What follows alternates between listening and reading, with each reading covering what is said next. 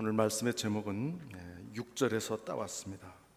하나님이 고독한 자들은 가족과 함께 살게 하시며 가족과 함께 살게 하시는 하나님, 이런 제목으로 함께 말씀을 드리려고 합니다. 인간이 처음 창조되었을 때 아담 홀로 창조되었습니다. 아직 범죄로 인한 타락 이전임에도 불구하고 아담이 혼자 독처하는 것을 하나님께서 보실 때 좋아하지 아니하셔서 그를 위하여 하와를 지으셨습니다. 인간이 범죄하기 전에, 타락하기 전에도 혼자 있는 것이 좋아 보이지 않았다는 이 말씀은 어떻게 보면 인간은 출생 때부터 고독한 존재였음을 보여주는 말씀입니다. 하나님 그 고독을 어느 정도 해소시켜 주신 것이 바로 하와를 지어 주심으로 결혼을 통해서 이제 하나님께서 참 살게 하시는 그런 하나님의 방법인 것이죠. 그런 인간이 그나마 아담과 하와가 타락한 후에 더 인간은 이기주의화돼 버렸고, 더 인간은 참 뭐라 그럴까요? 훨씬 더 자기밖에 모르는 자기중심적 인간이 됨으로써 더 인간은 고독해질 수밖에 없게 되고 말았습니다. 우리 시대가 굉장히 고립화되어 가고 있고, 사람들은 점점 고독한 그런 상태로 가고 있습니다. 지난 7월 24일 국회 입법조사처에서 어떤 한 질문을 던졌고 거기에 대한 여론조사가 발표된 적이 있습니다. 그 보고서에 이런 질문이 하나 있었습니다. 당신이 어려울 때 의존할 가족이나 친구가 있습니까? 당신이 어려울 때 의존할 가족이나 친구가 있습니까? 답이 나왔는데, 어쨌든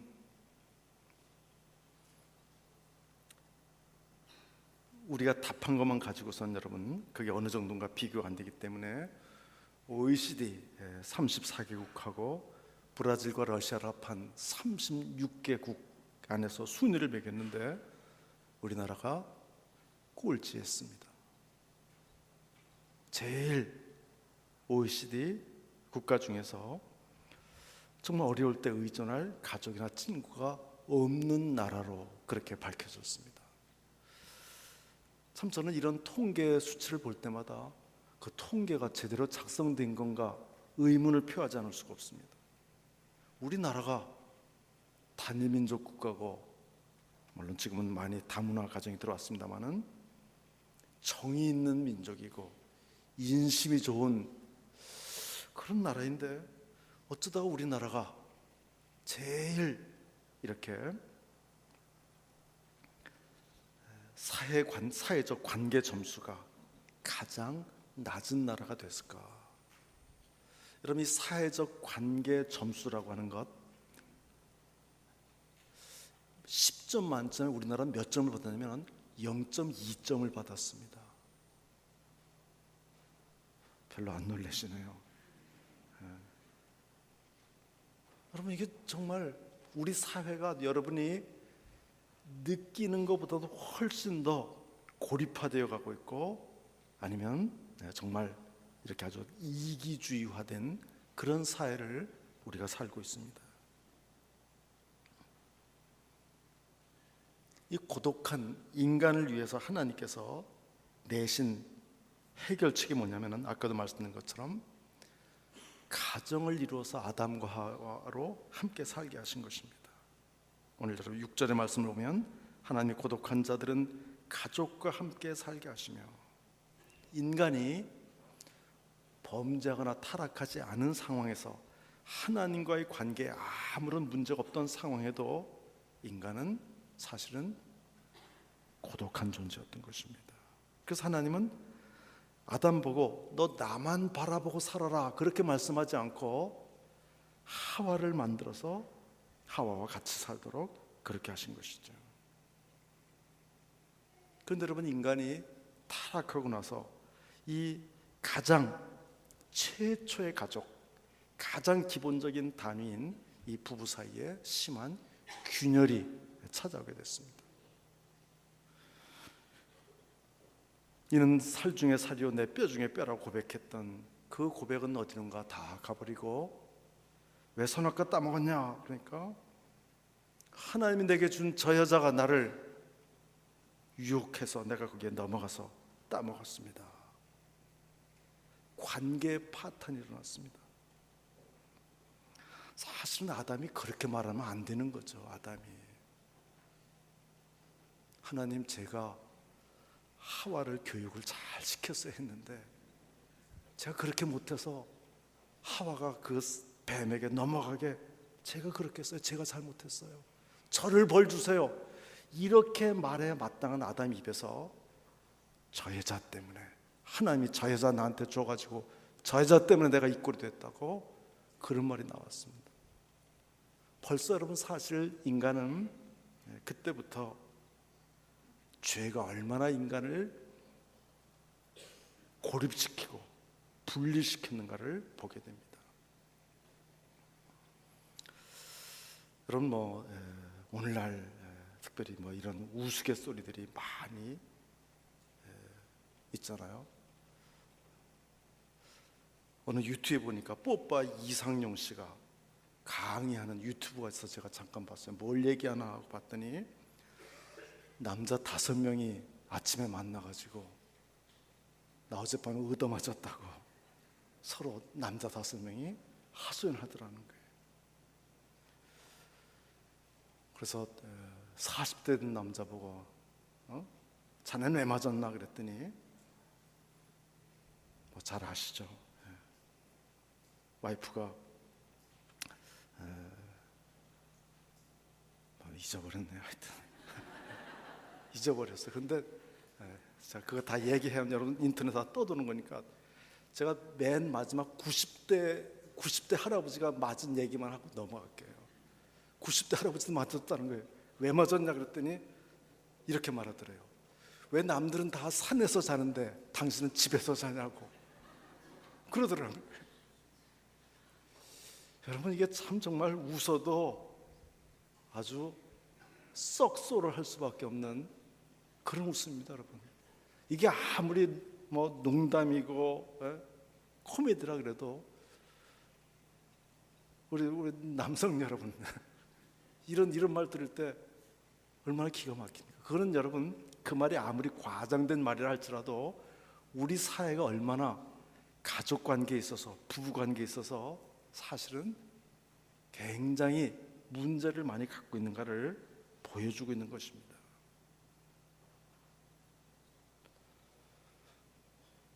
여러분, 우리나라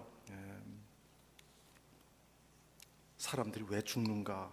사망 원인의 4번째가 자살입니다. 교통사고로 죽는 사람보다도 자살로 죽는 사람들이 훨씬 많은 나라입니다.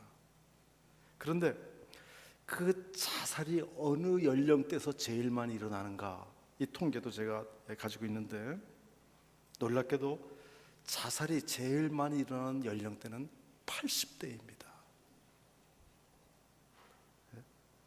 80대 78.6%. 이거는 인구 10만 명당 1인이 자살하는 그 비율로 말한 것인데, 하여튼 60대까지만 해도 자살률이 37.5%였는데 70대가 되면 57.6% 늘고 80대가 되면 78.6%로 껑충 뜁니다. 왜 그럴까요, 여러분? 여러 가지 이유가 있을 거예요. 근데 벌써 80대가 되면은 몸의 건강이 많이 약해집니다. 또 그리고 부부 중에 한쪽은 먼저 이 세상을 떠날 상태입니다. 옛날처럼 자녀들이 모시지 않습니다. 너무 외로운 거죠. 너무 고독한 거죠. 우리나라 이미 전 주택 가구의 50% 이상이 2인 이하의 주택입니다. 집을 그렇게 많이 짓는데도 집이 모자란 이유가 왠지 여러분 아시죠? 2명 이하로 사는 집이 50%가 넘었어요. 계속 이 가정이 구조적으로나 또 아니면 그 안에 있는 어떤 그 부부간의 사랑에 있어서도 심각한 문제들이 계속 일어나는 그런 시기에 살고 있습니다. 그래서 80대 된 노인들이 살 맛이 없는 것이죠. 낙이 없는 거죠. 게다가 몸은 병들고 이렇게 사느니 내가 차라리 죽어야 되겠다. 또는 내가 죽어서 내 자식들에게 짐이 되지 말아야 되겠다. 이렇게 하고 극단적인 선택을 하는 거예요. 하나님이 가정을 통해서 고독한 자들의 고독의 문제를 해결하시려고 했던 이 하나님의 이 계획은 어떻게 보면 상당히 실패한 것처럼 보입니다.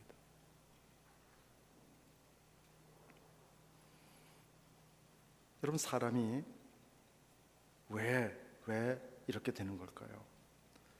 이러한 모든 것은 말세라고 성경이 말한 것하고 저는 충분히 관계가 있다고 생각을 합니다. 디모데 후서에 보면은 마지막 때에 사람들이 고통하는 때가 이른다는 말씀이 있습니다. 그 말세에 나타난 특징 중에 하나가 뭐냐면 사람들이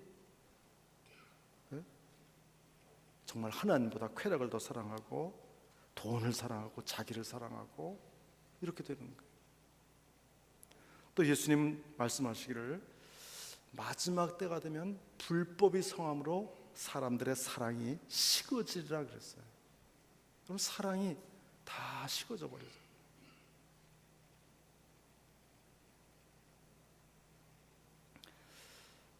벌써 그 책이 나온 지가 꽤 오래된 책이 하나 있습니다. 남녀의 차이를 잘 설명했던 화성에서 온 남자, 금성에서 온 여자, 존 그리샴이라고 하는 분이 쓴 책인데 남자가 여자가 얼마나 다른가를 그래서 결혼을 앞둔 사람들이 꼭 한번 읽어보기를 아주 권하는 필독서였습니다.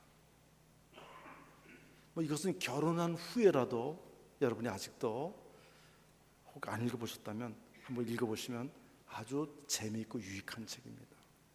근데 그 존 그리샴이 거기서 무슨 얘기를 하냐면은 남자와 여자가 마치 남자는 화성에서 오고 여자는 금성에서 온 것처럼 다른 점이 많지만 그러나 닮은 점이 공통점이 훨씬 많다는 거예요. 어느 정도 되면 90%는 남자와 여자가 닮았다는 거예요. 그리고 다른 점은 불과 10%밖에 안 된다는 거예요. 근데 뭐가 문제가 되냐면은 부부가 정말 뜨겁게 열심으로 서로 사랑할 때는 이 다른 점이 별로 문제가 안 되는데 사랑이 식게 되면은 이것밖에 안 보인다는 거예요. 다른 점만 보이는 거예요. 나하고 다른 점. 그래서 사람들이 이제 그것을 발견하면서 싸우기를 시작하는데 다 싸우는 그 이슈는 뭐냐면 내가 옳고 당신 잘못됐으니까 당신이 나한테 맞춰야 된다. 이렇게 해서 이제 부부 싸움이 일어난다고 하는 것이죠. 여러분, 다른 점이 있게 하나님이 그렇게 만드셨습니다. 남자와 여자가 그 개인의 성격과 상관없이 남자란 이유만으로 여자란 이유만으로 하나님이 좀 다르게 만드신 부분이 있어요. 그거를 인정을 하셔야 돼요. 그래서 뭐가 남편이 아내가 좀 못마땅할 때 그것이 어떤 아내의 개인적인 무슨 부족이나 잘못이 아니라 하나님이 구조적으로 어떻게 보면 그 여러 가지 뭐 감성적으로나 성향적으로 좀 다르게 만드셨어요.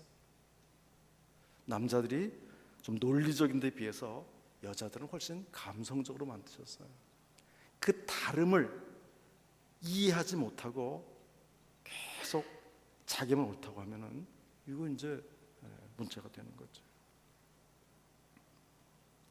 왜 하나님이 남자와 여자를 다르게 만드셨는가?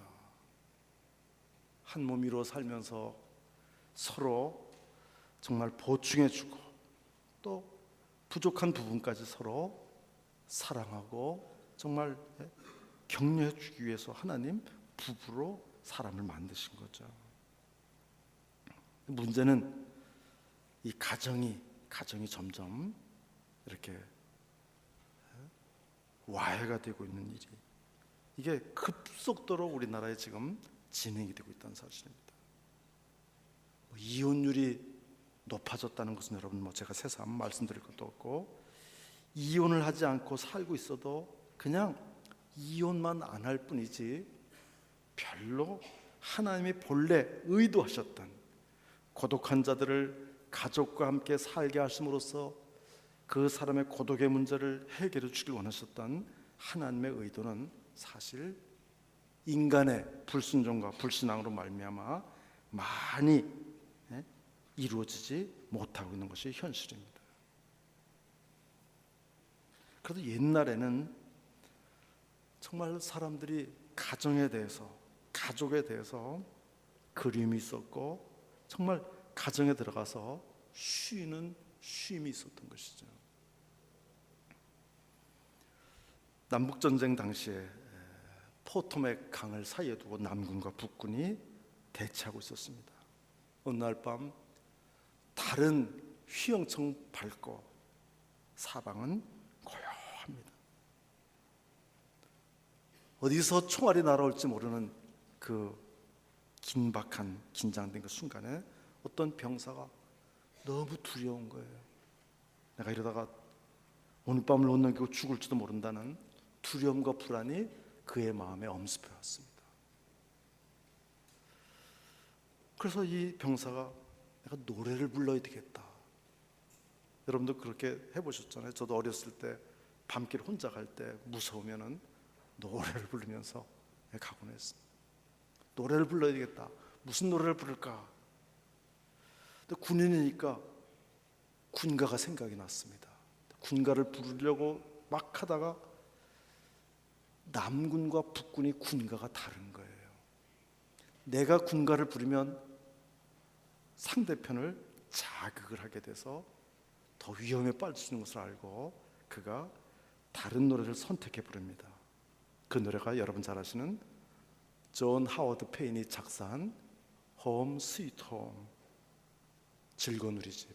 즐거운 곳에서는 나로라 하여도 내 쉴 곳은 작은 집 내 집뿐이리 내 나라 내 기쁨 길이 쉴 곳도 꽃 피고 세우는 집 내 집뿐이리. 여러분 이 노래 가사에 보면 이 사람네 집이 부잣집이 아니었어요. 아주 작은 집이었어요. 그런데 그 집이 자기에게 쉼이 되고 기쁨이 되고 그렇게 그가 노래를 합니다. 적어도 그래도 가정이 이런 정도의 모습을 유지하고 있을 때 사람들은 지금보다 훨씬 덜 외로웠습니다. 옛날에 자기 독방이 어디 있습니까? 자기 공부할 책상이 어디 있습니까? 그냥 다 여러 명이 자녀들은 많이 낳고 방은 몇 개 안 되고 거기에 그냥 다 뒤엉켜 살았어요. 불편한 거 많았습니다. 전 지금도 어렸을 때 기억이 수건이 3배 수건이에요. 저 어렸을 때 그렇게 살았습니다. 3배 수건. 근데 아침에 일찍 먼저 나서 세수를 한 사람이 그걸 하면 그때는 수건이 안 젖어 있어요. 근데 조금 늦장을 부리다가 뒤에 세수를 하고 수건을 닦으려면 수건이 벌써 다 앞사람이 다 얼굴 씻어가지고 다 젖어 버렸어요. 그러니까 그때 아주 좀 느낌이 별로 수건, 근데 수건이 그 하나밖에 없었어요. 옛날에. 그래도 그때 사람들이 지금 현대인들보다 훨씬 어떤 면에서는 건강했습니다. 극단적인 선택을 한 사람이 그리 많지 않았습니다. 구조적으로 대가족 제도를 이루고 한 집에 모여 살았기 때문에 어떻게 보면은 말을 안 할래 안 할 수 없는, 함께 식사를 안 할래 안 할 수 없는 그런 뭐가 있었습니다. 그러나 지금은 이런 것들이 다 허물어져 버린 거죠. 근데 여러분, 오늘 말씀을 다시 한번 잘 보시면, 자, 5절에 이런 말씀이 있어요. 그의 거룩한 처소에 계신 하나님은 고아의 아버지시며 고아의 재판장이시라. 하나님이 그의 거룩한 처소, 성소에 계신 하나님. 근데 그 하나님이 인간이 정말 고독할 수밖에 없는 인간인데, 게다가 고아는 고독의 아주 대명사입니다. 부모가 없어요. 아무도 나를 돌봐주고 지원해줄 부모가 없는 그 고아. 근데 그 하나님이 그 고아의 아버지가 되주신다는 거예요. 요즘은 여성들이 사회 진출을 많이 해서 이제는 남자보다도 돈을 많이 벌어오는 그런 여성도 많이 생겨났고, 남자가 이제 전업주부처럼 일하는 그런 살림하는 그런 가정이 생겨났습니다. 옛날에는 여자는 남편이 있는 동안에만 식생활이 해결이 됐습니다. 남편이 먼저 세상을 떠나서 과부가 된다는 것은 당장 기본 생존의 문제에 내몰리는 그런 상황이었습니다. 사람들은 이 혼자 된 사람들을 무시하고 억울한 일을 많이 했어요. 근데 하나님이 그 과부의 재판장이 되어 주신다. 그 말씀 뒤에 6절이 나왔어요. 그래서 여러분, 이 6절에 나오는 하나님이 고독한 자들은 가족과 함께 살게 하신다는 것이 단순히 우리 육체의 혈연으로 맺어진 이 가족만을 말하는 것이 아님을,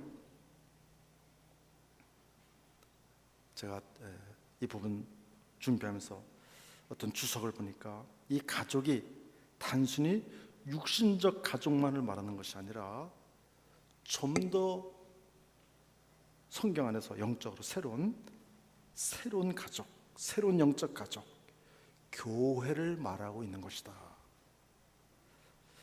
여러분, 이 가족이 교회라는 것을 우리가 이렇게 추론할 수 있는 것이 5절에 나오는 하나님은 그의 거룩한 처소에 계십니다.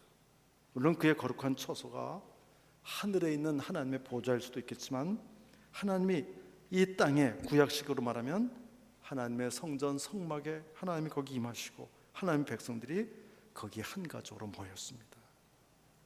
그래서 여러분, 6절을 좀 신약적으로 이렇게 다시 재해석을 해서 말한다면 이런 얘기예요.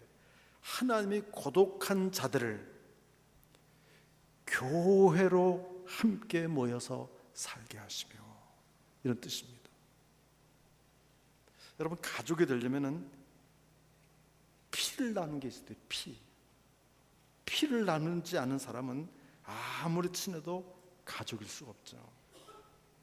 법적으로는 가족일 수 있을지 모르지만 피를 나누자면 그건 가족이 아닙니다. 우리는 사실 한 가정 안에서 부모님의 피를 이어받아서 자녀들이 태어나고 이렇게 됐지 않습니까? 하나님의 새로운 가족, 하나님을 아버지로 하는 새로운 영적 공동체, 교회는 예수님의 피로 한 몸을 이룬 형제 자매들의 모임입니다. 여러분, 우리는 다 예수 그리스도의 피를 통해서 죄 사함을 받고 구원받은 하나님의 자녀들입니다. 우리는 다 하나님을 아버지라고 부르는 그런 사람들입니다. 하나님은 우리를 이렇게 영적 가족인 교회로서 함께 살게 하심으로써 우리에게 어떤 은혜를 베푸시는가. 6절 뒷부분을 좀 더 읽어보시면, 갇힌 자들은 이끌어내사 형통하게 하시느니라. 갇힌 자들, 물론 이것이 감옥에 갇힌 사람을 말할 수도 있고, 아니면 이스라엘이 애굽에서 종살이 했던 애굽에 갇히는 것을 또 의미하는 부분일 수도 있겠지만, 사람들은 다 어떻게 보면 죄 가운데 갇혀 있어요. 죄는 관계를 단절시킵니다. 죄는 하나님과의 관계를 단절시키고 사람과의 관계를 단절시켜요. 그래서 죄가 들어오면 반드시 그 사람은 갇히게 됩니다. 죄는 사람을, 그나마 실존적으로 고독한 인간을 아주 외톨이가 되게 만드는 거예요. 죄가 내 속에 들어오면요, 마음을 활짝 열고 다른 사람하고 교제를 할 수가 없어요. 그냥 먹고 살기 위해서 적당히 얼굴 표정을 바꿔가면서 할 수는 있지만 진심으로 정말 평안하고 순전하고 온전한 마음으로 어떤 인격을 대해서 교제할 수 없어요. 죄는 그렇게 사람을 그래서 비참하게 만드는 것입니다. 그래서 죄는 사람들을 갇히게 만들어요. 자기 속에 갇히게 만들어요. 오늘날 우리 시대는 SNS가 얼마나 발달된 그런 시대입니까? 외국에 있어도 돈 1원 하나 지불하지 않고 카톡으로 실시간으로 문자, 사진, 심지어 전화까지 할 수 있는,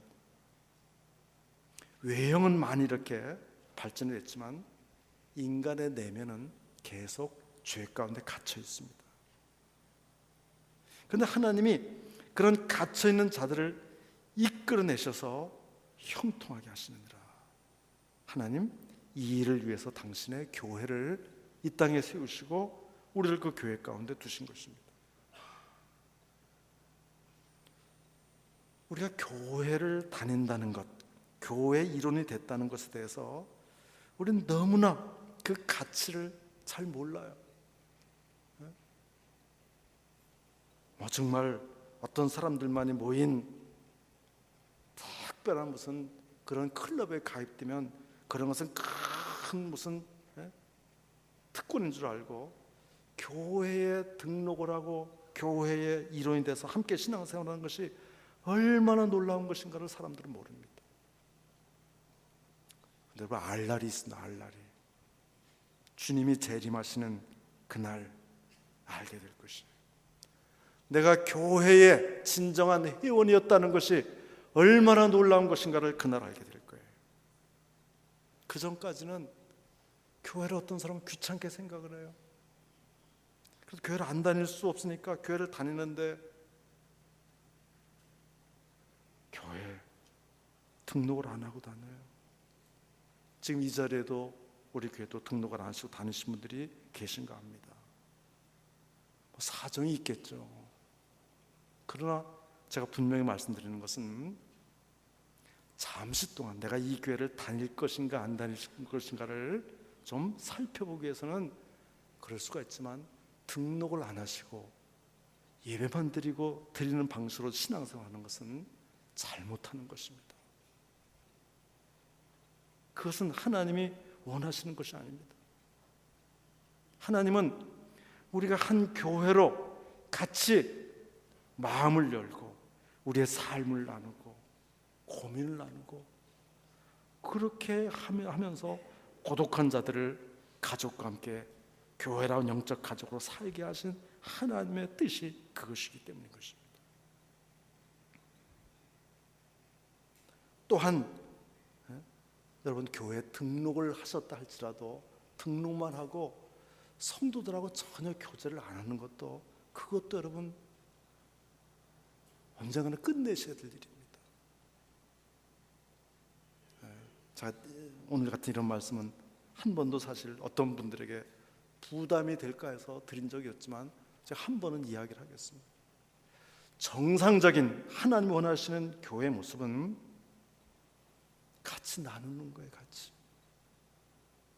그게 하나님이 우리를 고독에서도 해방시켜 주시고 죄에서도 해방되어서 정말 어떤 공동체 속에서 성숙한 하나님의 사람으로 자라게 하시는 하나님의 방법이기 때문에 그렇습니다. 물론 사정이 있으신 것을 압니다. 어떤 분은 시간적으로 너무 여유가 없어서 교회만 왔다 금방 가서 생업을 위해서 일해야 되는 그런 분이 있는 것도 제가 압니다.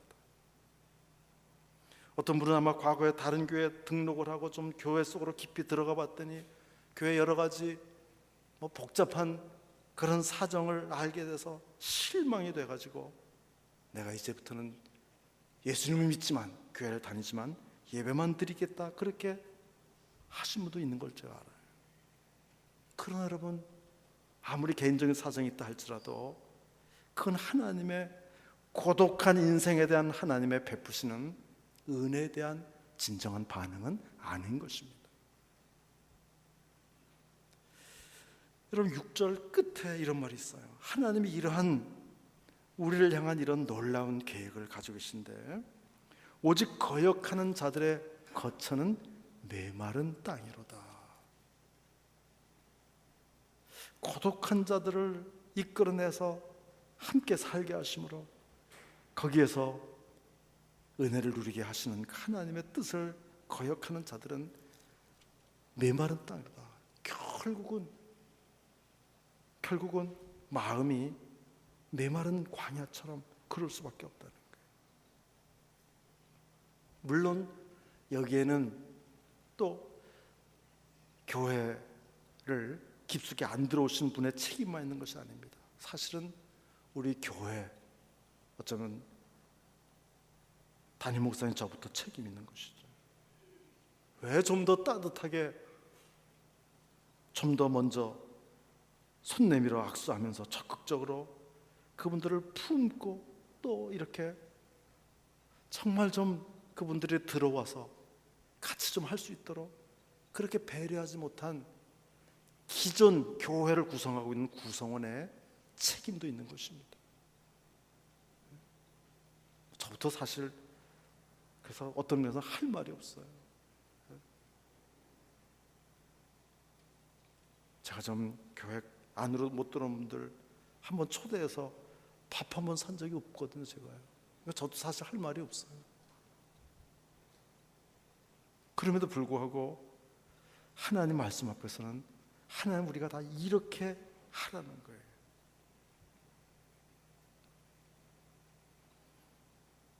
어떤 사람이 독일로 유학을 갔습니다. 예수 안 믿는 사람입니다. 너무 외로워요. 유학생활 하는데 4년 동안을 버티다 못해서 한인교회를 나갔습니다. 하도 외로워가지고. 근데 그 교회에서 4년을 버티다 교회를 나왔대요. 교회를 갔는데 외로운 거예요. 아무도 자기 마음을 열어서 다가와 주는 사람이 없는 거예요. 여러분, 세상이 사랑이 식어지고 세상이 이렇게 개인주의화되면 그 영향의 물결은 고스란히 교회로 들어옵니다. 우리에게 고스란히 그 물결이 들어옵니다. 그래서 우리도 그냥 그렇게 되는 거예요. 어떻게 할 것인가, 여러분? 세상이 이렇게 변하고 세상이 이렇게 메말라가니까 뭐 교인들 별 수가 있겠는가 하고 그냥 갈 것인가? 아닙니다, 여러분. 여러분, 조금 그 앞에 3절부터 읽었는데 3절을 보면 하나님의 자녀, 교회 다니는 정말 신자를 표현하는 말이 의인이에요. 의인을 향해서 이렇게 말씀합니다. 의인은 기뻐하며 하나님 앞에서 뛰놀며 기뻐하고 즐거워할지어다. 하나님께 노래하며 그의 이름을 찬양하라. 하늘을 타고 광야에 행하신 일을 위하여 대로를 수축하라. 그의 이름은 여호와이시니 그의 앞에서 뛰놀지어다. 저 의인이 도대체 무슨 일이 있어서 이렇게 기뻐하고 즐거워하고 뛰노는가? 그것은 바로 하나님 앞에서 뛰놀라. 이 천지 우주 만물의 창조신 하나님이 죄인된 우리를 구원하사 의인의 바늘에 들게 하셨다는 사실입니다. 하나님이 나에게 예수 그리스도를 통하여 예수 그리스도를 보내셔서 구원의 은혜를 베푸심으로 우리가 죄인인데도 불구하고 하나님이 그래도 너는 의롭다, 죄가 많은데도 불구하고 그래도 나는 너를 의인으로 취급한다. 그래서 내가 너를 내 나라로 내가 너를 데려가겠다. 물론 이것이 구약적인 상황에서는 여러분 1절, 2절은 원수들은 하나님이 일어나셔서 원수들이 다 흩어지고 도망가고 이런 모습으로 망하고 이런 모습으로 묘사가 됩니다. 하나님 백성들이 하나님 당신의 자녀들 편에 있어서 승리를 주십니다. 여러분, 우리가 지금 사는 삶이 어떻게 보면 힘든 게 많아요. 예수 믿어도 이 힘든 것이 피해가질 않습니다. 사회 경제가 어려우면 예수 믿는 사람 똑같이 어렵습니다. 근데 다른 점이 있어요. 뭐가 다르냐면은 우리는 하나님의 이 영원한 승리가 이미 보장되고 선포된 사람들입니다. 비록 지금 이 땅에서는 우리도 때로 좌절하고 힘들고 넘어질 때가 있지만 이미 우리는 승리한 자들이에요. 우리 주님과 함께 영원토록 하나님 나라에서 기뻐하며 즐거워하며 뛰놀 그럴 자들이에요. 우리가요, 시간이 아직, 하나님의 시간, 주님이 재림하시는 시간이 아직 되지 않았기 때문에 지금 구원을 이미 받았지만 아직 우리에게 완전히 이루어지지 않은 하나님의 나라, 그 사이에 우리가 있기 때문에 우리가 구원받았음에도 불구하고 힘든 것이 있어요. 그러나 그렇다고 해서 하나님의 백성은 그 힘든 것 때문에 코를 쑥 빼놓고 좌절하거나 낙심하지 않는 것입니다. 그는 이미 우리 구원이 되신 하나님, 우리의 아버지가 되신 하나님, 고아의 아버지가 되시고 과부의 재판장이 되신 하나님, 우리를 당신의 자녀로 삼으시고 하나님 나라, 새로운 나라에서 하나님 백성으로 영원토록 살게 하신 하나님, 그 하나님을 믿기 때문에 지금 이 땅에 살면서도 우리는 기뻐할 수 있고 즐거워할 수 있고 뛰놀 수 있는 것입니다. 우리가 이번 가족 수련회 가서 뭘 하려고 하는가? 물론 하나님 말씀 들을 것입니다. 강사를 통해서 하나님 말씀을 듣게 될 거예요. 근데 그것이 다가 아닙니다. 우리는 그 말씀을 들으면서 정말 기뻐하며 즐거워하며 뛰놀 것입니다. 하나님께 노래하고 그의 이름을 찬양할 것입니다. 왜냐하면 우리에게 하나님 그런 공동체로서 교회를 하나님 우리에게 허락해 주셨기 때문인 것입니다. 집 떠나면 고생이란 말이 있습니다. 자기 집만큼 편안한 잠자리가 사실 없죠. 그러나 여러분, 그럼에도 불구하고 여러분들이 수련회에 가셔서 기뻐하고 즐거워하실 이유가 잠자리하고 비교할 수 없는 더 놀라운 하나님 주신 은혜가 있기 때문인 것입니다. 잠 이틀 밤 조금 불편했던 것은 돌아와서 계속 집에서 잘 건데 금방은 풀릴 수가 있습니다. 거기에서 우리 성도들이 이 하나님의 구원의 은혜를 기뻐하면서 즐거워하면서 뛰놀면서 하나님 찬양할 때 하나님 우리에게 베푸시는 놀라운 은혜가 있을 거예요. 그리고 우리가 한 가족됨을 확인할 거예요. 그리고 우리는 고독에서 벗어나게 될 것입니다. 나에게 육신의 가족만이 아니라 이렇게 가까운 영적인 가족이 있구나 하는 것을 알게 될 거예요. 인간은 고독한 존재입니다. 아무도 내 대신 아파해 줄 수도 없고 내 대신 죽어줄 수도 없습니다.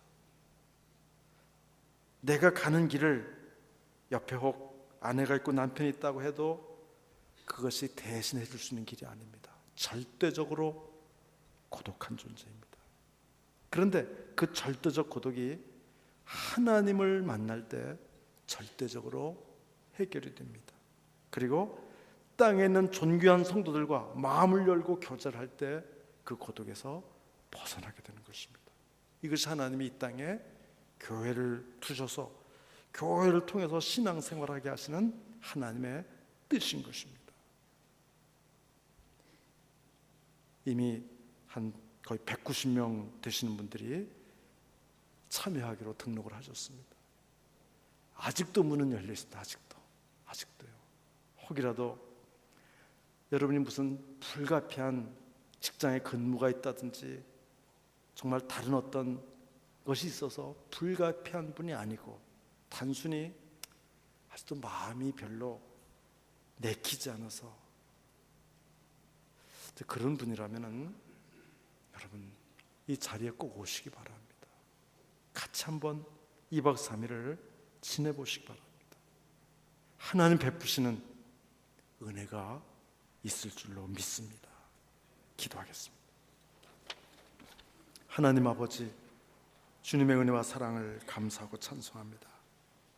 고독한 우리들을 불러내사 하나님의 영적인 가족인 교회를 통해서 즐거움을 주시고 기쁨을 주시고 형통함을 주시고 고독에서 벗어나게 하시는 것을 저희들이 믿나이다. 하나님, 이번 수련을 통해서 다시 한번 우리 성도들이 하나님 아버지 품에 안기게 하여 주시옵시고, 성도들과 막혔던 마음을 열고 뜨겁게 사랑하며 교제하며 하나님 앞에서 즐겁게 뛰노는 그런 은혜를 누리게 하여 주시옵소서. 예수님의 이름으로 기도하옵나이다. 아멘.